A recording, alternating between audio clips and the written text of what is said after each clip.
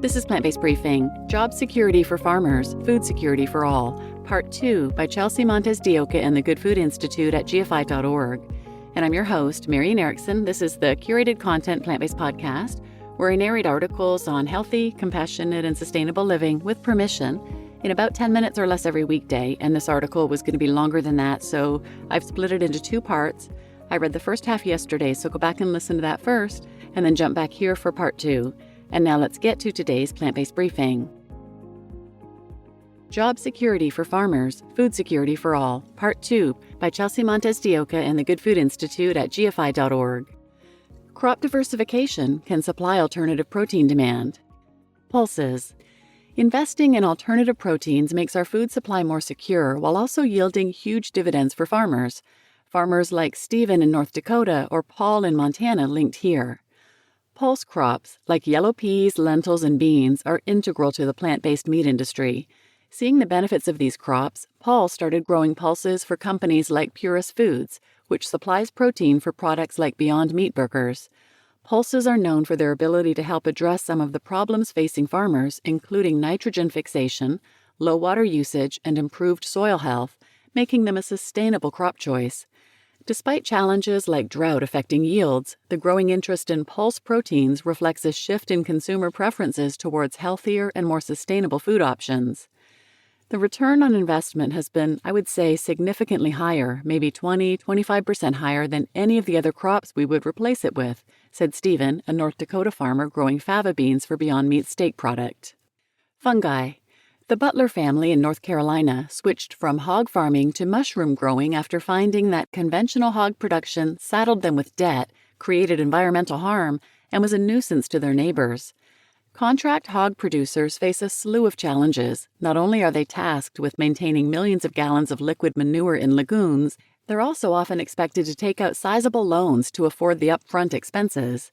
The Butlers eventually decided to take a new approach, retrofitting the facilities they originally built for hogs to grow oyster mushrooms instead. No lagoons needed. Because we care about our neighbors, my brother and I took an oath to do whatever we could to lessen our impact. Tom, co-owner of Butler Farms. And aquatic plants. Aquatic plants like seaweed, algae, and duckweed are packed with potential. Aquatic plants are protein-rich, nutrient-dense foods that do not require arable land or fertilizer to grow. One recent analysis even suggested that algae farms alone could supply all the protein the world needs by 2050. This is why companies like Plantable, a Texas-based startup, are betting on one of nature's smallest but mightiest plants, duckweed. Cultivating duckweed requires only shallow concrete pools, recycled water, and standard greenhouse infrastructure. Plantable recently expanded production at its Central Texas site, where it's scaling up a high-quality rubisco protein that rivals animal protein in functionality at a competitive price and with a fraction of the environmental impact. In drought-prone states like Texas, duckweed might just be the protein powerhouse of the future. Connecting larger climate objectives with farmer livelihoods is one of many meaningful steps towards a more sustainable food system. Alternative proteins are the bridge that connects the two. A vision for a more food-secure future.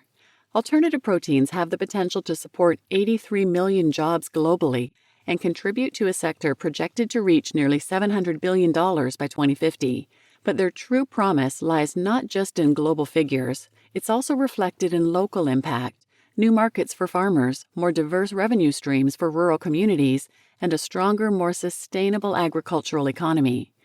To realize this vision, meaningful public investment is essential to develop the best technologies, bring them to scale, and ensure that farmers, processors, and consumers all benefit. When that investment is made with farmers at the center, it becomes a lever not only for environmental progress, but for rural revitalization. These foods are still in their early days, but they're rapidly advancing alongside other agricultural innovations that promise to shape a more resilient, equitable food system. Governments, NGOs, and other stakeholders each have a role to play in supporting this transition in partnership with the farming communities who can make it possible. For environmental NGOs, environmentally focused organizations can be powerful champions for alternative proteins, especially when they approach climate and biodiversity solutions with rural prosperity in mind. GFI recommends the following actions. Advocate for increased government support for alternative protein R&D and commercialization. By investing in innovation in this space, governments can help accelerate the development of products that rely on inputs such as pulses, fungi, seaweed, and more. Expanding demand for these products provides an opportunity for farmers to diversify and tap into new markets while focusing on growing crops that are more climate resilient and resource efficient.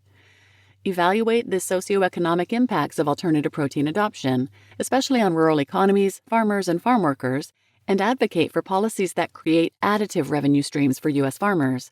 This ensures that transitions to new markets build resilience rather than displacement, and that farmers can thrive as the food landscape evolves. And support land use strategies that benefit both nature and agriculture. By optimizing land use for alternative proteins, many of which require less acreage or can be grown on marginal land, NGOs can advocate for pathways that increase access to land for young, beginning, and underserved farmers. By aligning environmental objectives with farmer livelihoods, NGOs can help build a food system that protects both ecosystems and the people who manage them. For U.S. policymakers, the U.S. has made meaningful progress on conservation goals in recent years, but meeting the ambitious 2030 and 2050 targets for climate mitigation, land conservation, and food security will require greater diversification of our protein supply. Farmers are essential to that transformation, and they need the tools, markets, and support to lead it. GFI recommends the following actions for federal and state governments. Increase public funding for alternative protein R&D to improve taste, cost, nutrition, and scalability. This kind of research helps create viable markets for crops already grown across rural America, corn, soy, peas, and many others, translating into more consistent demand and better prices for farmers. Promote commercialization and biomanufacturing scale-up in ways that create jobs and drive economic development in agricultural regions. Investments in regional processing and fermentation infrastructure mean more local employment opportunities and greater resilience against global supply chain shocks. And adopt public policies that open new markets for domestically grown crops and feedstocks, and provide technical and financial assistance for farmers adapting to changing demand. From incentive programs for growing sustainable crops like pulses to support for farmers retrofitting equipment and storage facilities, these policies create practical on-ramps for producers to participate in the alternative protein economy. These investments support farmers not just as food producers, but as innovators, land stewards, and economic anchors in their communities. For all of us, today, many farmers are already exploring more sustainable practices, not just for environmental reasons, but because healthier farms lead to higher income and generational resilience. These innovation leaders can continue that proud tradition if they're provided a seat at the table, tools, and support structures to get the job done in a way that's economically and agronomically sound.